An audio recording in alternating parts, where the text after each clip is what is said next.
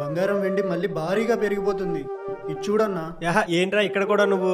అన్నా ఈ పీస్ తీసుకో. నేను నాన్ వెజ్ ఎప్పుడో మానేసా. ఏంటో రే, నీకేమైందిరా? తిను. మన అజయ్ 10 days నుంచి ఆఫీస్కి రావట్లేదు. అవునవును, ఏమైంది? వాళ్ళ అమ్మకి ఒంట్లో బాగోలేదని హాస్పిటల్కి వెళ్తే 2 కిడ్నీలు ఫెయిల్ అయ్యాయి అన్నారు. ఇప్పటికే డయాలసిస్ అని లక్షల్లో ఖర్చు పెట్టాడు. ఇప్పుడేమో కిడ్నీలు మార్చాలని 20 లక్షలు అడుగుతున్నారు. నరకం అనుభవిస్తున్నాడన్నా. జల్సా మూవీలో చెప్తారు కదా, మనకొస్తే కష్టం, అదే మన వాళ్ళకొస్తే నరకం. అయినా మీ అందరికి ఎన్నిసార్లు చెప్పాను, నెలకి 500, 1000 రూపాయలు కట్టి మీకు మీ ఎంటైర్ ఫ్యామిలీకి హెల్త్ ఇన్సూరెన్స్ తీసుకోమని. దాంతో లక్షల్లో వచ్చే హాస్పిటల్ బిల్ కట్టొచ్చని పదే పదే చెప్పాను కదా. నువ్వు తీసుకున్నావా? లేదు. మరి నువ్వు? ఉందన్నా.